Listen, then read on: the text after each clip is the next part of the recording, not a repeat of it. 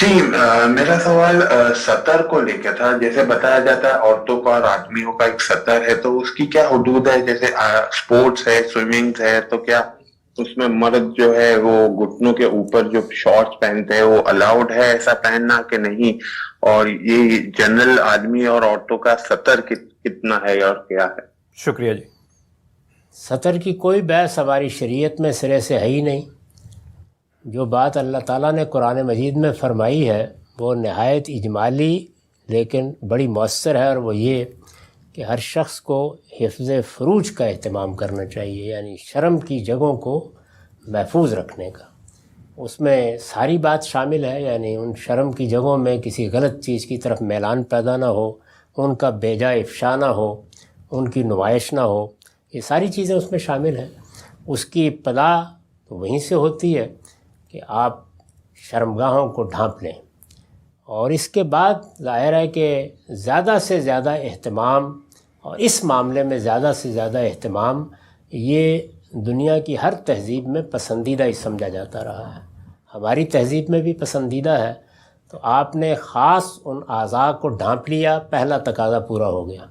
آپ نے ان سے متصل اعضاء کو ڈھانپ لیا، آپ نے اچھے طریقے سے یہ کام کیا. آپ نے ان سے بھی متصل اعضاء کو ڈھانپ لیا تو آپ نے اچھا استحباب کا طریقہ اختیار کیا.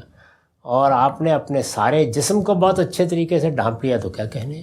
تو اس میں یہ طریقہ اختیار کیا گیا حفظ فروج کا. میں نے اس کی بہت تفصیل سے وضاحت کی ہے 23 اعتراضات کی سیریز میں، اس کو آپ سن لیجئے. اس میں نے یہ بتایا ہے کہ ابتدا کہاں سے ہوتی ہے. تو ابتدا جس کو ہمارے ہاں سطر کہا جاتا ہے وہ تو شرم گاہوں کو بس ڈھانپ لینا ہے، یعنی اسی سے ابتدا ہوتی ہے. یہی کم سے کم تقاضا ہے.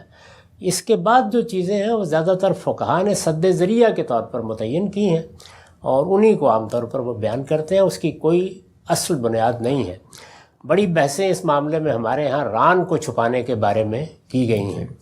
اس میں بھی حقیقت یہ ہے کہ خود نبی صلی اللہ علیہ وسلم کی ران سے کپڑا اٹھا ہوا تھا، وہ روایتوں میں بھی آتا ہے. اور بلکہ اس سے آگے بھی ہے کہ جب سیدنا عثمان آئے تو آپ نے ڈھانپ لیا. تو لوگوں نے کہا کہ اس سے پہلے تو آپ نے یہ اہتمام نہیں کیا. تو آپ نے فرمایا کہ ان سے تو فرشتے بھی شرم کرتے ہیں. تو اس سے یہ بتا دیا کہ اس کا تعلق موقع موقع سے ہوتا ہے، حالات سے ہوتا ہے. کھیل کود کا لباس اور ہوگا، گھروں کا لباس اور ہوگا. ان سب چیزوں کا تہذیبی طور پر خیال رکھنا چاہیے. باقی جس کو سطر کہا جاتا ہے وہ شرم گاہوں کا ڈھانپنا ہے، اور بس اس سے زیادہ کچھ نہیں. ٹھیک ہے سر، بہت شکریہ.